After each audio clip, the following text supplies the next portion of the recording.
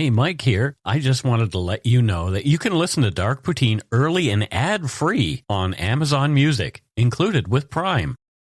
This episode is brought to you by Reese's Peanut Butter Cups. In breaking news, leading scientists worldwide are conducting experiments to determine if Reese's Peanut Butter Cups are the perfect combination of peanut butter and chocolate. However, it appears the study was inconclusive, as the scientists couldn't help but eat all the Reese's. Because when you want something sweet, you can't do better than Reese's. Find Reese's now at a store near you.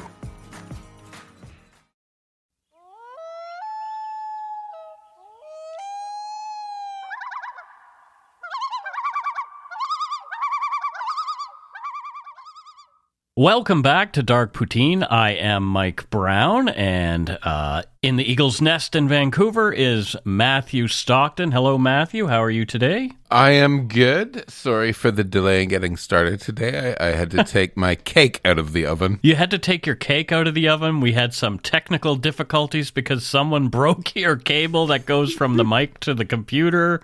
Steve decided that he needed to faff around a little bit. There's all kinds of stuff going on down there. Lots of stuff. So after we're done, I'm going to eat said Victoria sponge cake in its entirety. You're a man after my own heart.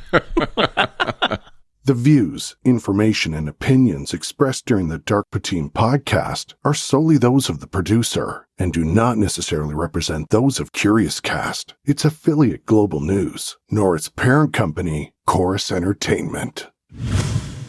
Dark Poutine is not for the faint of heart or squeamish. Our content is often intense and some listeners may find it disturbing.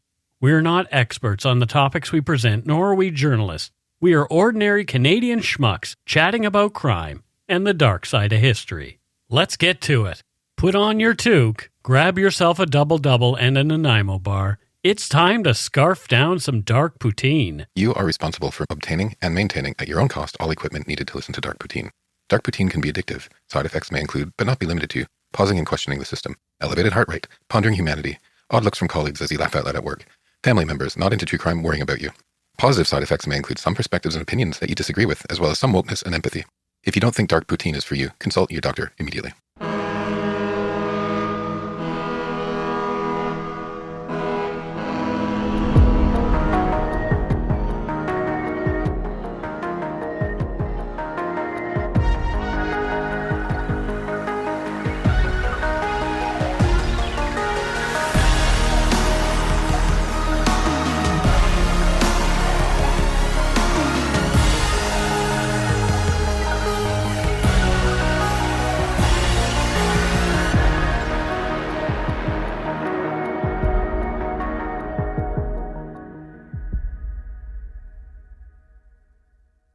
The history of Chinese immigration to Canada is some rather dark poutine.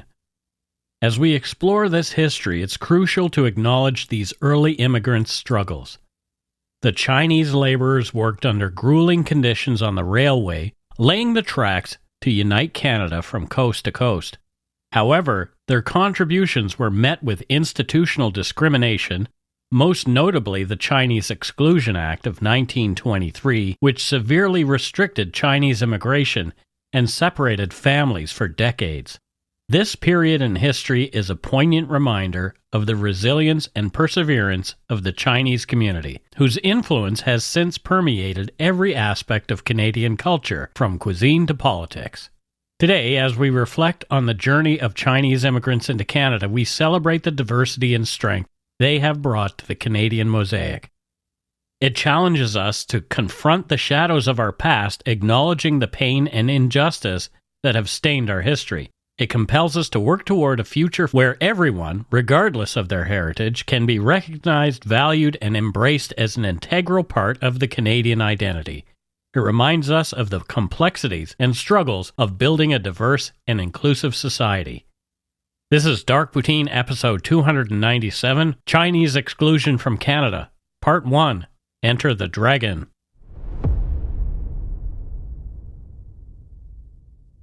In September 2015, during a heated debate on immigration and healthcare, then Prime Minister Stephen Harper blew a dog whistle for his right-wing supporters.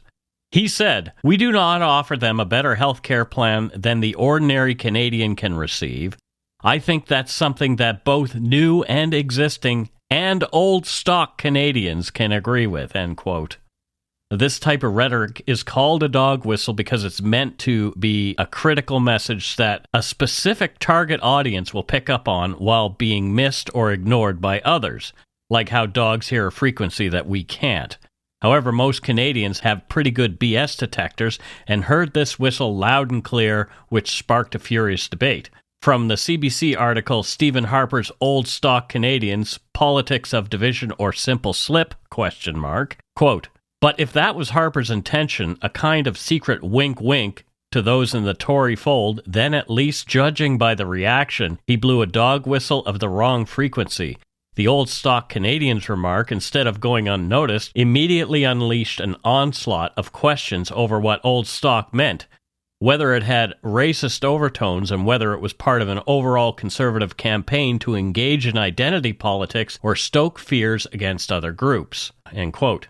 Old Stock Canadians typically refer to those with white European ancestries whose families have resided in Canada for generations. It's often associated with English-speaking Canadians of British descent. So by this definition, I could be considered old stock. Been here for generations, right? Been here for generations, early settlers. But of course, the words old stock aren't racist in themselves. Like all words, it's the person it's coming from and the intent of the use. Yeah. The context creates the meaning, right? The term old stock sometimes generally encompasses both English-speaking and French-speaking Canadians from these old families. French-speaking Canadians who trace their ancestry back to early French settlers in New France before the British takeover of French Canada in 1763 are occasionally referred to as Québécois pur laine, which can be translated as dyed in the wool and carries a similar connotation as old stock. However, it's crucial to remember that we all come from somewhere else. The story of humanity began in Africa, and everyone on this planet can trace their genetic lineage back to that origin. From the moment our species emerged, our ancestors traversed the globe, spreading across the continents. If we want to discuss who came here first, let's acknowledge the ancient stock of Canada, the First Nations, and the Inuit. Their roots run deep in this land, their presence dating back for thousands of years.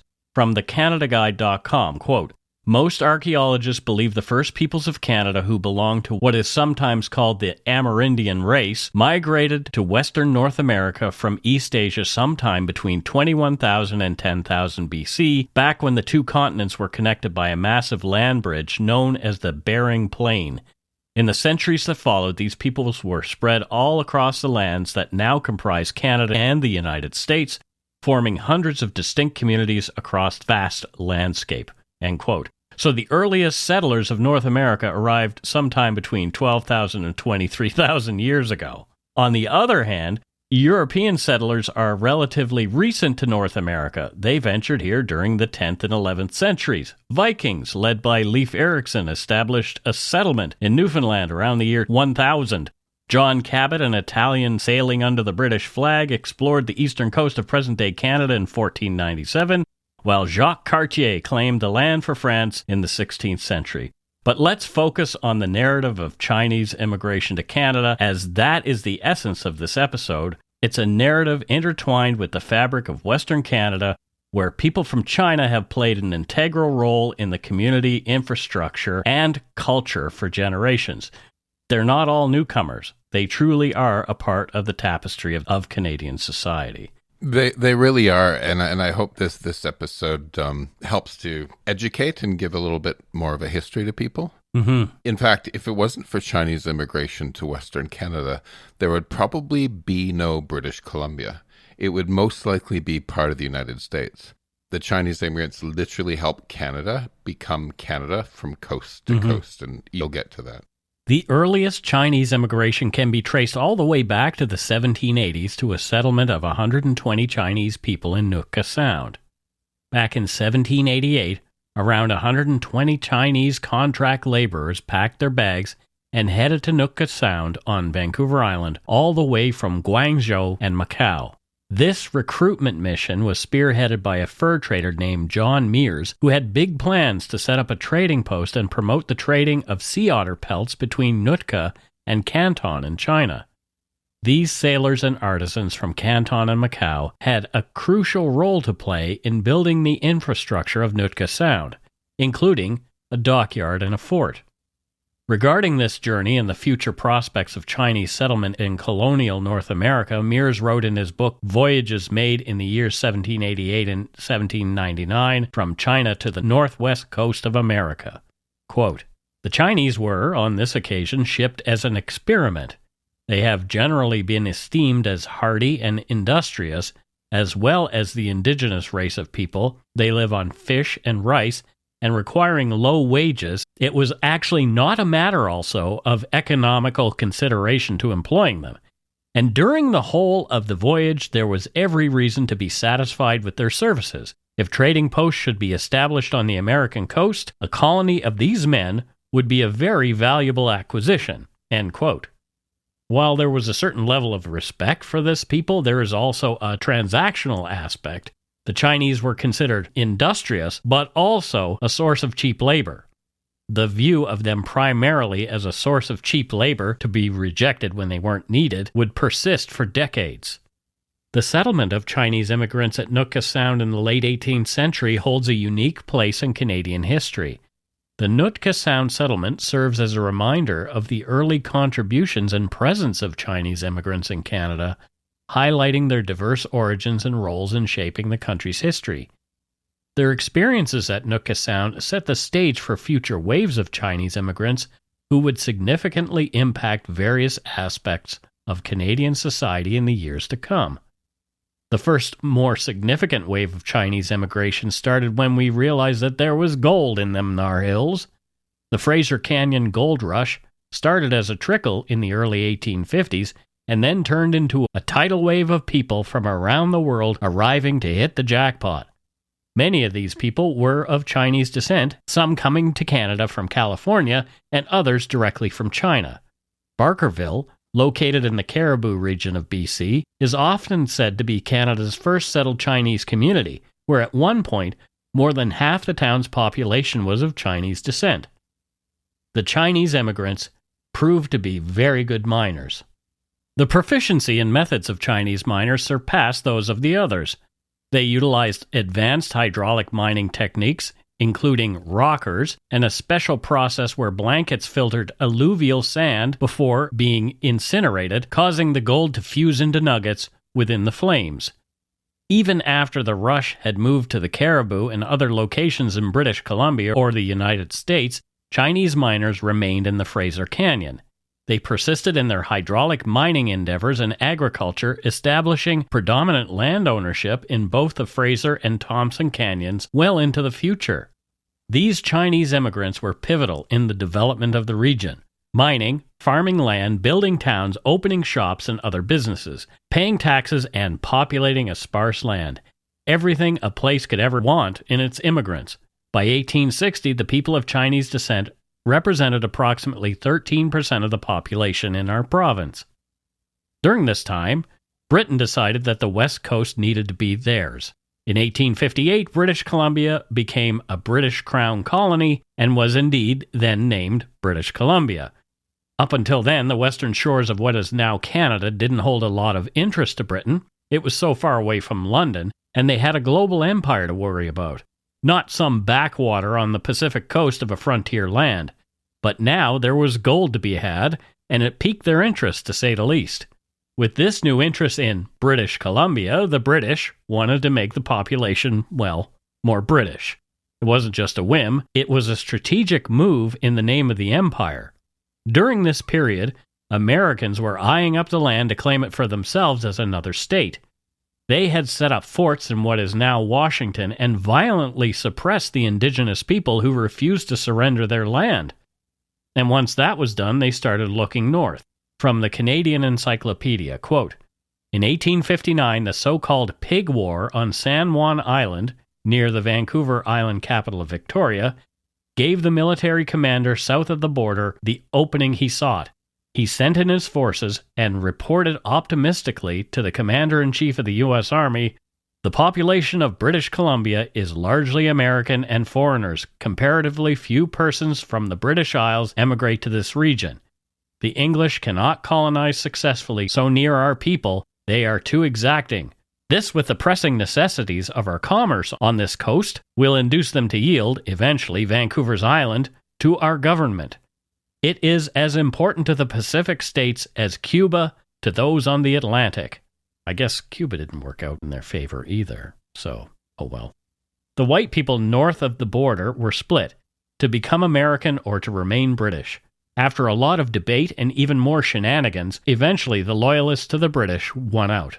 They decided they would join the Confederation with the rest of Canada in 1871 under the condition that a railway be started within 10 years and make it easier to have a trade route with the rest of Canada and for people of British descent to make their way to colonize the province. But this was 1871. A wild frontier, a vast landmass with these pesky little things called the Rocky Mountains in the way. Building a railway to the Pacific would be a massive and hugely dangerous project, and a very, very, very expensive one.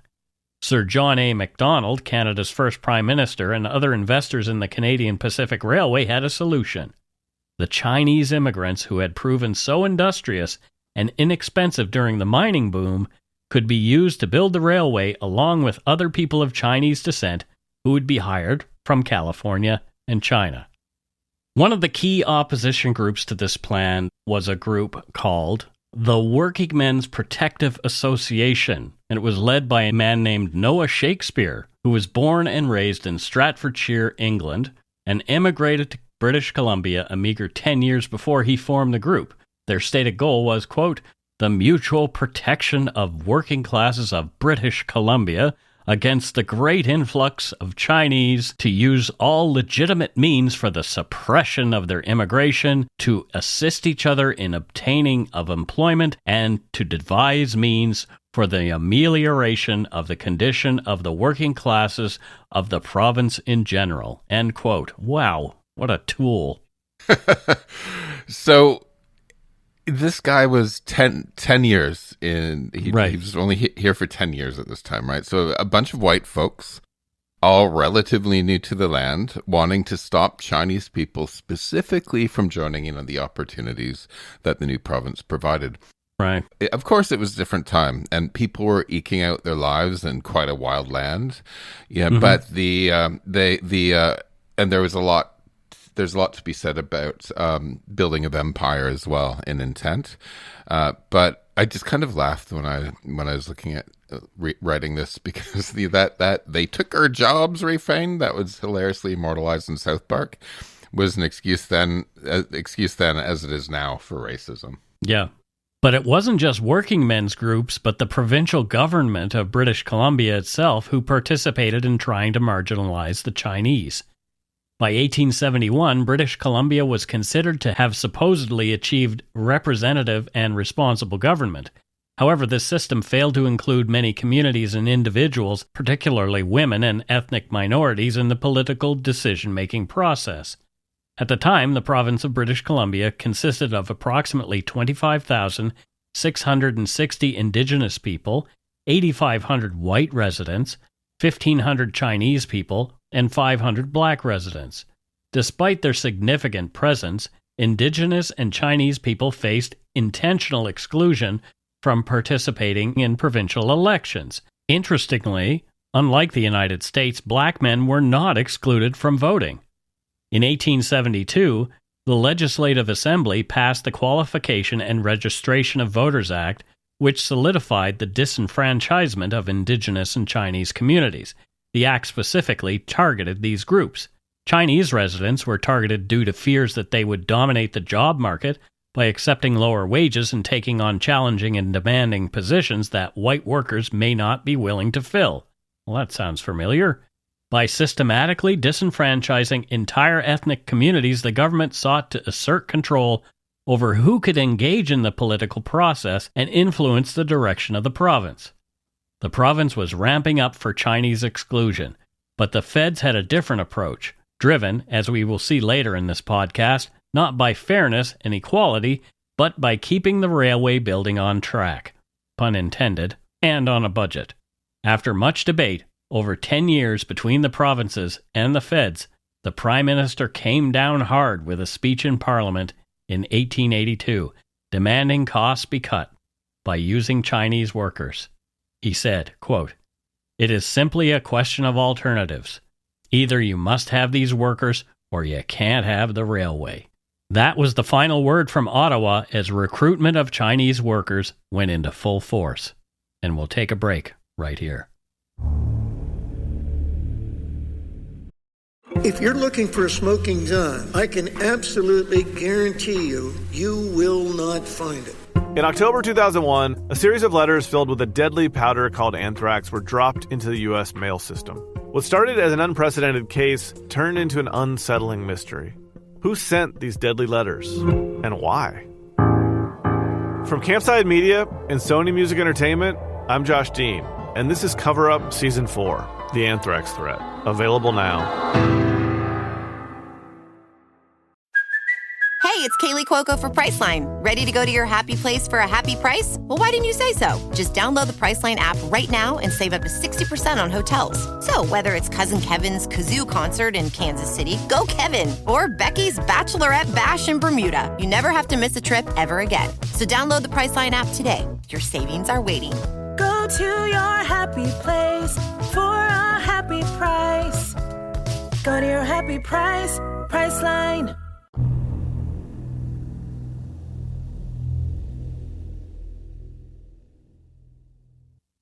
Angered by the push from Ottawa, the white male population of Victoria voted the head of the Working Men's Protective Association that we mentioned earlier, Noah Shakespeare, in as the mayor of the city. This was a solid retort to Ottawa, starting his political career. He'll come up again. The section of the railway that was to be built went from Vancouver across the province and through the Rocky Mountains and into Alberta. This was the most dangerous part of the railway. Scorching heat in the summer, freezing cold in winter, rock slides, difficult winding paths through the mountains, and the use of many explosives. An American man named Andrew Onderdonk had been hired as the lead contractor to build the railway. Onderdonk is estimated to have brought approximately 6,500 Chinese workers from China and more from California. The total estimated number is around 17,000. These workers were segregated from white workers often assigned the most dangerous tasks, including tunnel blasting using highly unstable nitroglycerin explosives or working on steep slopes leading to a high rate of accidents and fatalities. One of the most tragic and specific examples of the loss of life among Chinese railway workers in Western Canada occurred during the construction of the CPR in the 1880s. In particular, the construction of the treacherous section through the Fraser Canyon in BC stands out. This area was notorious for its dangerous working conditions, characterized by steep, rocky terrain and unpredictable weather. The most poignant incident happened in the winter of 1880 near Yale, British Columbia. A group of Chinese workers cleared a particularly hazardous stretch known as the Hell's Gate section. They had to carve a pathway through solid rock using explosives, and during one such operation, a premature explosion occurred, killing several workers instantly. Reports from that time vary, but it's believed that at least a dozen workers lost their lives in this single incident. These deaths were part of a larger pattern of peril and tragedy that Chinese laborers faced while building the CPR. Not only did many Chinese workers lose their lives in accidents, but a significant number also succumbed to scurvy during the winter. Scurvy was prevalent due to their diet heavily reliant on rice, as they received rice mats as part of their pay but had little cash to purchase necessary food supplements. Unlike white workers, injured Chinese workers were not provided access to the company hospital and had to rely on the assistance of their fellow workers. Here at Dark Poutine, Matthew and I try to focus on the victims, their lives, and their stories, but records weren't kept about how many died, let alone what these people's names were. We guess the powers that be didn't care enough about the lives to ensure they kept a tally or even wrote down their names. Different sources give different numbers, ranging from 700 to 4,000 who died. Many of these deceased workers were often buried in unmarked graves near the railway line, where they still lay today in anonymity. On the CBC Learning website, it was put this way, quote, "One worker died for every mile of track lay through the Rocky Mountains between Calgary and Vancouver," end quote. You'd think the end of the railway construction in 1885 would be a day of celebration, a day to thank those who worked so hard and risked their lives on the railway. Well, it wasn't. Canadian listeners might be familiar with the famous last spike photo of Lord Strathcona driving the last spike into the railway surrounded by many men. It was a propaganda image we've seen for years now about how our great nation was built. Look at it again now, understanding how the railway was built, and you see a noticeable absence of any Chinese faces in the photo. However, being invited to the photo op was the least of the Chinese workers' worries at this point. At the end of construction, the Chinese workers were simply abandoned by the side of the tracks, leaving thousands stranded and living in caves without food and water in the desert heat surrounding Spence's Bridge.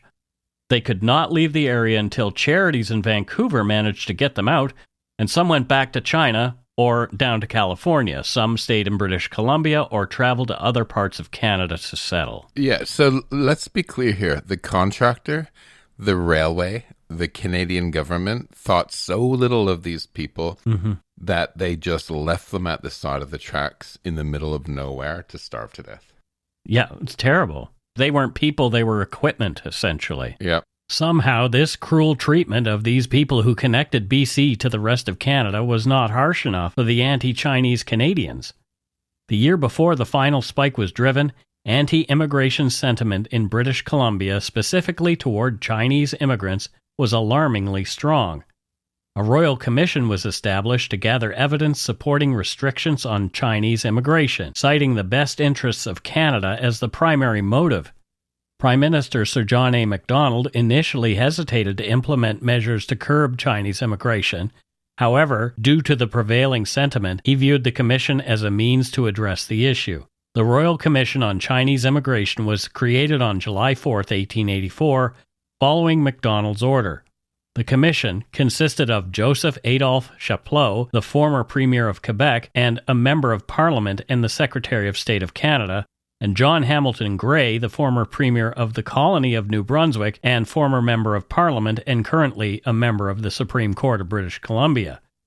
During the inquiry, the commissioners interviewed 51 witnesses who provided testimonies and answered 27 questions related to Chinese immigrants, the actions to be taken regarding them, and the need for restrictions.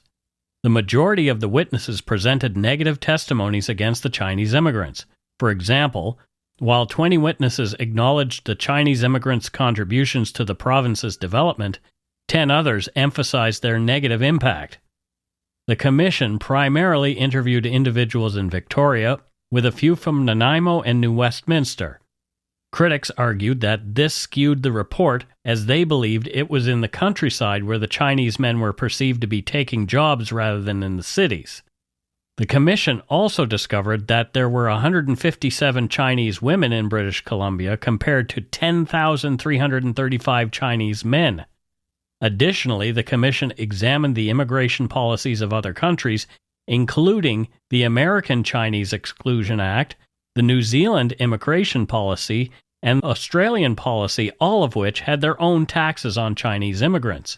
The commission submitted its final report, which concluded that there was, quote, little evidence to support claims against Chinese immigration, end quote. The commissioners asserted that discriminatory standards had unfairly judged the Chinese. Despite the lack of evidence of any threat posed by Chinese immigration, the report still recommended moderate legislation to restrict immigration. The commission found 3 categories of opinions on Chinese immigrants. It would state, quote, 1. Of a well-meaning but strongly prejudiced minority whom nothing but absolute exclusion will satisfy. 2. An intelligent minority who conceived that no legislation whatever is necessary, that as in all business transactions the rule of supply and demand will apply and the matter regulate itself in the ordinary course of events. Or 3. Of a large majority who think there should be moderate restriction based upon police, financial and sanitary principles, sustained and enforced by stringent local regulations for cleanliness and the preservation of health, end quote. Only a small minority felt that no legislation was needed. Rather than advocating for an outright ban on Chinese immigration, the Commission recommended a $10 head tax as the best option. The Commission found that the average Chinese laborer earned $300 per year and saved $43 per year, almost a quarter of their savings. Being paid as a poll tax would help to slow immigration and get some people to leave. In 1884, British Columbia implemented the $10 annual poll tax on Chinese immigrants. This is where a fascinating man named Chu Lei, known to the public as Wing Chong, comes in. I love this dude. Me too. Lei was born in 1847 in Panyu County in the Guangdong province of China. He immigrated to British Columbia in the 1860s as a young man with big dreams. It has to be noted here that he arrived in BC around the same year that Noah Shakespeare did. Over the next 20 years, he built a profitable business called Wing Chong. He started by trading caribou, had a general store, imported Chinese goods, and made clothes. By the time he died, he was worth $500,000, which is the equivalent to around $15 million today. In 1885, a year into the BC provincial head tax, he was charged for refusing to pay the $10. He obviously could afford it. He refused to pay as a matter of principle and as an act of defiance against the racist policy. Instead, he paid a $250 bond and appealed to the Supreme Court of British Columbia. Mr. Justice Henry Perring Pellew Crease, oh boy, ruled that the act was ultra vires of the province. Ultra vires is Latin for beyond the powers. The judge didn't make a judgment about the unfairness of the law. Instead, Lei won through a technicality that the law was beyond the province's powers and should not have been implemented. Yeah, it's a little side note about this fascinating guy.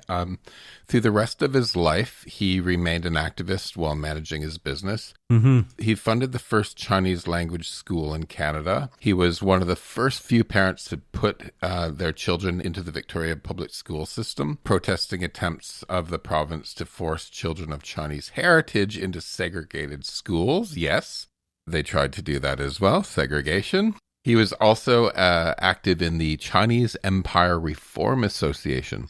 That was a group of that was trying to get China to become a constitutional monarchy. And if you're listening and you don't know what a constitutional monarchy is, if you're Canadian, you're living in one.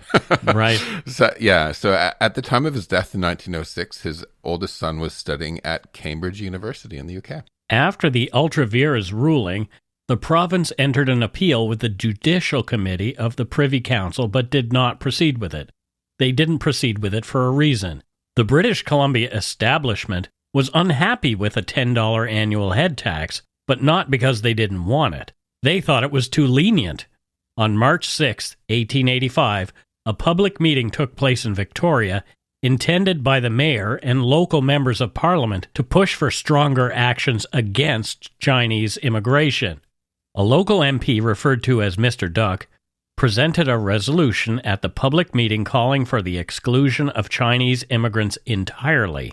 He said, quote, "Whereas the action of the commissioners, Messrs. Chapleau and Gray, appointed to inquire into the Chinese question, has to a great extent failed to recommend such measures as would be calculated to remedy the evil effects of the presence of Chinese in our midst, and if their recommendations were to be wholly acted on by the government of Canada, it would necessarily fail to accomplish the object desired." End quote.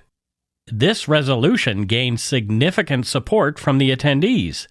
A similar meeting was held in Toronto where someone named J.W. Rooney, we aren't sure of his role, said, quote, "The advent of a large number of Chinese under prior contract and as semi-slaves is, in itself, contrary to the spirit of our freedom. That they are a menace to the morality of this Christian country, are agnostic to the interests of the country as a whole, and their competition as slaves in the labor market is detrimental to the welfare of the working people of Canada." End quote. In response to this growing pressure, the Canadian government decided to take a more restrictive approach toward Chinese immigration. Noah Shakespeare, who started as the head of the Workmen's Protective Association and then mayor of Victoria, had worked his way up the political ladder and was now a Conservative MP from Victoria in the heart of Parliament in Ottawa. He tabled the Electoral Franchise Act. On July 20th, 1885, the Electoral Franchise Act was passed by the Parliament of Canada. This act imposed a $50 head tax on every Chinese immigrant entering Canada, making it around $10 more than the average Chinese person would be able to save per year. It only targeted Chinese immigrants to Canada. This was never done before and has never been done since. The Franchise Act also introduced several other measures to restrict Chinese immigration. It required every Chinese person entering Canada to pay the head tax, register, and obtain a certificate of registration. They had to carry this certificate at all times. Failure to comply with these regulations could result in deportation. The act also prohibited Chinese immigrants from voting in federal elections, working in the public service, and becoming naturalized Canadian citizens. It further reinforced the notion of Chinese immigrants as undesirable and perpetuated discriminatory attitudes and practices against them. From a paper by Timothy Stanley on University of Toronto Online Library called John A. Macdonald, the Chinese and the Racist State Formation in Canada, quote, in 1885, John Alexander Macdonald took the right to vote away from the men racialized as Chinese on the grounds that they were biologically different from Canadians and that their presence threatened the Aryan character of Canadian society.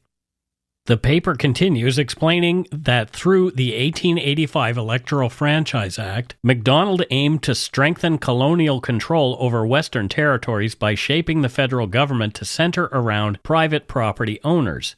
In Canada, the pattern of colonialism echoed that of other regions, characterized by the seizure of Indigenous territories and the imposition of European-style private land ownership.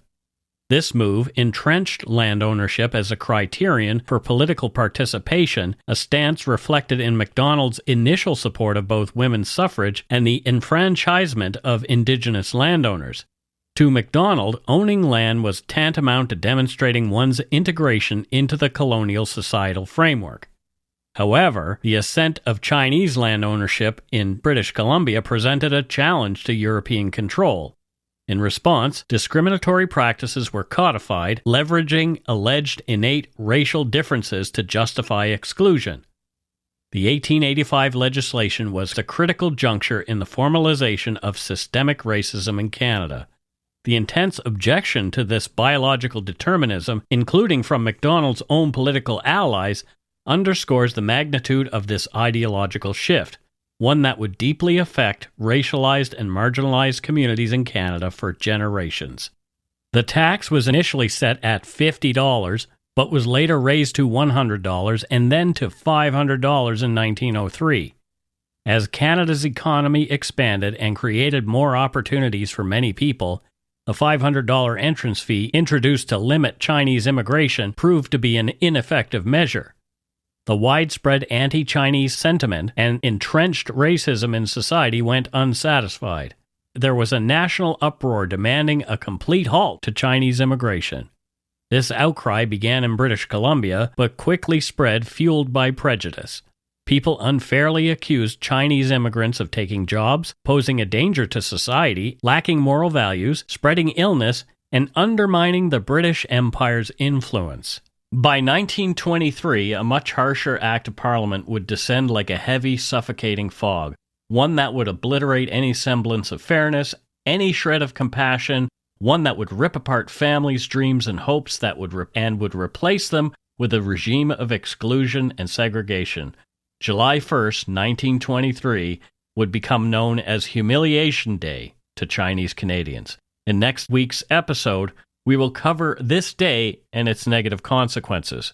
So next week, we'll be talking about the 100th anniversary of that particular day, Humiliation Day. And thank you to Matthew for writing these 2 episodes. They are fascinating. You did a lot of homework and that kind of stuff, which we will talk about in the next episode. Yeah, it's I wanted to do this right. And as I got into it, I went down a rabbit hole and got deeper and deeper and deeper, doing the research and trying to tell the story to the best of my ability. I made obviously some edits and added a few little things, but Matthew did the heavy lifting on this episode, and I had to remove the Matthewisms. Because if I was to say them, people would say, "What? Did Mike hit his head this morning? Something doesn't make sense." But that's fine. That's just fine. I use big words. Sometimes you say very, very, and yeah, exactly. But good work. Thank you.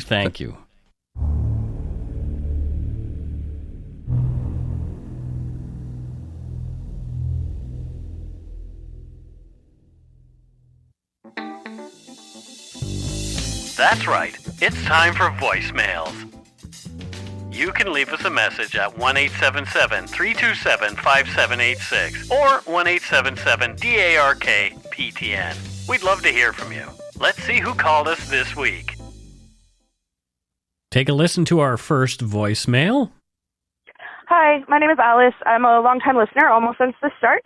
I'm just calling in reference to the Black Friday Siege episode. Really, really well done. I find it a super fascinating case.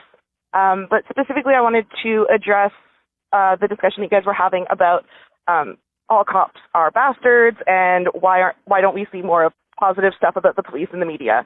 I actually learned very young that, I was influenced very young to move into the defund the police, all cops are bastards sort of side. And I learned that pretty explicitly from my dad, who was a highly decorated police officer with over 30 years of service until he died. Not directly as a result of policing, but probably 30 years doing undercover work with organized crime and investigating homicides will definitely exacerbate any alcoholism that you're dealing with. He taught us when we were young that just because somebody is wearing a police uniform doesn't inherently make them a good person. And as a matter of fact, he said he knew a lot of very bad people who were police officers. And he tried very hard to kind of make up for that. He also taught us that just because he'd arrested someone didn't make them a bad person. And we had relationships as a family with a lot of the people that he had arrested and their families. As far as the all cops are bastards thing, I think that that's less a personal thing and more of a systemic thing. Policing in Canada started out exclusively to hunt down and kind of control Indigenous people. And any system that's built on that really can't do anything good. Like it really can't. It's something of a poison, the fruit of the poison tree.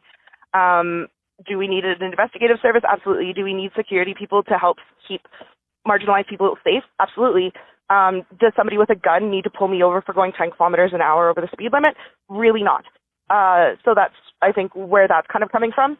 Also, real quick, the positive stuff is always highly publicized by police PR and is always in local newspapers, like so much. I have so many clippings of my dad's stuff, even still, and he's been dead for over 20 years. So, yeah. Anyways, do not go shit in your hat. And also, I hope I didn't say anything, like, real shitty, so I don't want to go shit in my hat. But thanks. Bye. That's a really interesting take on that. Yeah, and I actually think, some of my thinking is aligned with the callers in a lot of ways. I don't align fully with that, but yeah. But other things like, I lived in the UK for years. They don't need guns to pull you over, no. They don't need guns, and that all of that stuff is those bits I agree. You know me, Mike. I'm a bit of a minarchist, so I like to reduce things for us to be left alone as much as possible. It's got me thinking about maybe doing another episode about this stuff. But anyway. And it's also great to hear, like her dad is teaching her that there's a lot of bad cops, but he was a good cop teaching her that. And that was my point, mm-hmm. that there are a lot of, and this includes some of my relatives, a lot of good people that take the job seriously and want to help and protect. Mm-hmm. Yeah, the system is a mess, but yes, exactly. All right, let's move on to our second voicemail. And no, you didn't say anything shitty, by the way. You did not. Anyway, let's move on to our second voicemail.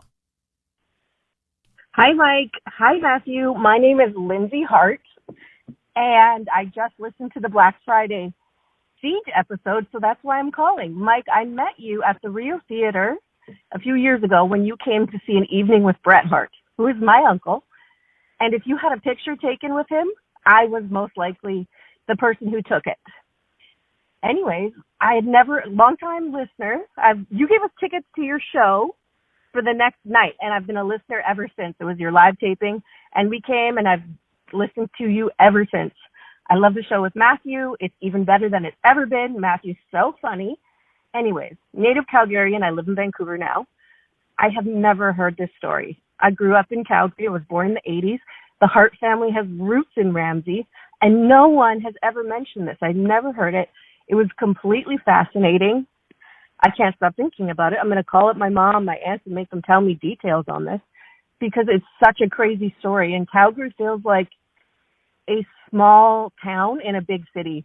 It's a very friendly city where everyone knows each other. Everyone says hi. So thinking about this happening there is mind-blowing to me. And listening to this episode, it definitely choked me up as well, probably because I'm from Calgary, but specifically when you had mentioned how the police officer's funeral, how 200 plus people came, it really struck a tone with me because my family specifically has experienced this and felt the love and the warmth and the generosity that the citizens of Calgary feel towards their own people, their own. So it was definitely emotional for me to listen to, and the story really humanized the police officers. So I just really enjoyed listening to it as a native Calgarian, now Vancouverite, left. Too cold there for me, but anyways, I really love the story, and thank you so much for telling it. Take a shit in your hat. Thanks, boys. Oh, good stuff. Yes, I do remember you. That was very nice of you to take the picture that you did of me and the other fella with with Bret Hart. I was so excited to meet him.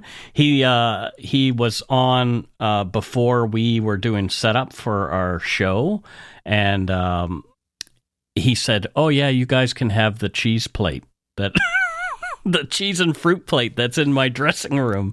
So we ate Bret Hart's cheese and fruit. Who's Bret Hart? Matthew, I don't know if you ever watched a WWF wrestling. It was WWF at the time. Right. He's Bret the Hitman Hart. And the Hart family is a huge in professional wrestling from Calgary. They have a giant house there where they trained all kinds of different wrestlers over the years. It's really cool. Anyway, but thank you so much, and I'm glad that the free tickets lured you in to the show. That's so funny. Back when you needed to give them away for free. Oh, I still do. I would still give things away for free because I don't see why not.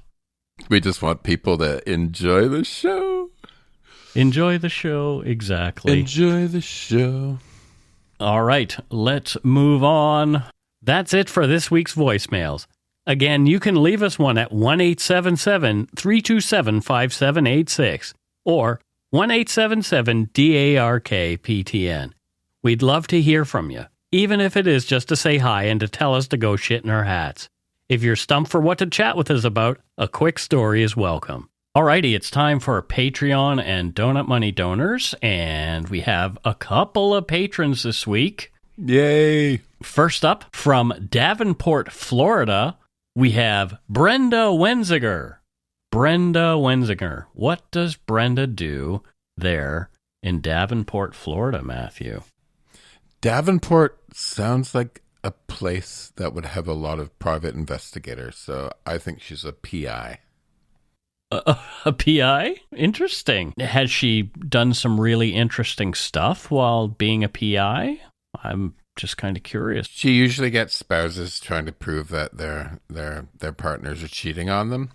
But that's her bread and butter, and she takes the money, right? But she's trying to work into financial fraud and stuff like that as well. So our next patron is a dude named Monty Coyle, but I don't know where Monty's from. Okay, with a name like Monty Coyle, he has to be from Hollywood. Yep. And I think he is a game show host. Oh, well, there you go. And the game show is kind of like a cross between that Korean show Squid Game with the Price is Right. Oh, weird.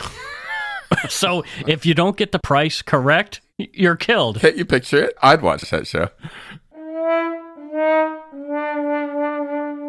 Oh, no, the price is wrong.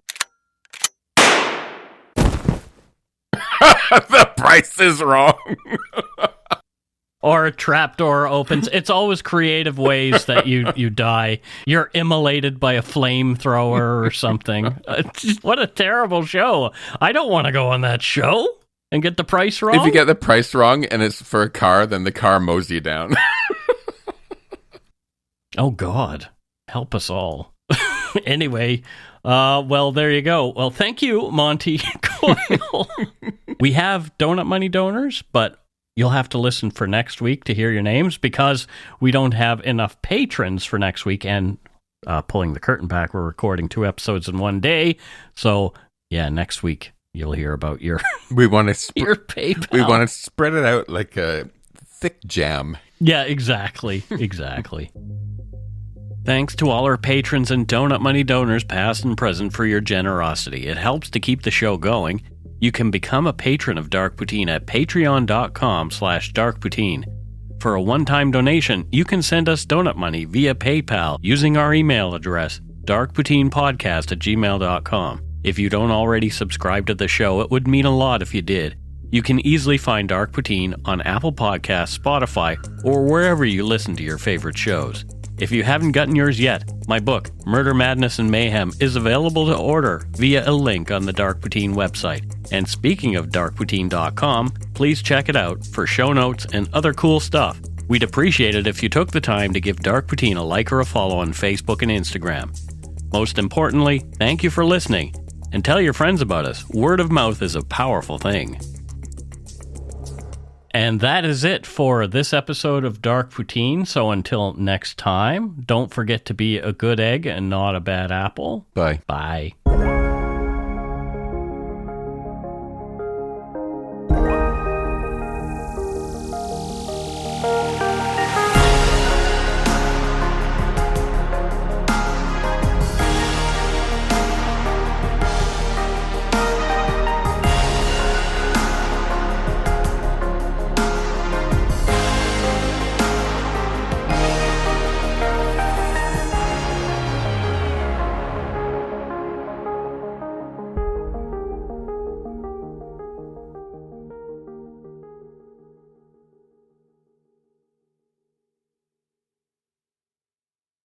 Hi, it's Shauna, and I might be a bad parent because my kids think French fries are vegetables. Hey, it's Ryan, and I might be a bad parent because I went out for wings when my wife was in the hospital after giving birth. Johnny here. I might be a bad parent because in my house, the tooth fairy gives pocket change. But we're not alone. Len emailed us and said his 6-year-old daughter's Tarzan moment going from love seat to lazy boy by curtains made him more proud than any dance recital. And Andy left his 2-year-old at the rink. All right, guys, I'm sure we're not alone. Like Andy's kid. For stories and confessions like this, make sure you check out our podcast. It's called Bad Parents, and it's available wherever you get your podcasts. I left a glove at the rink.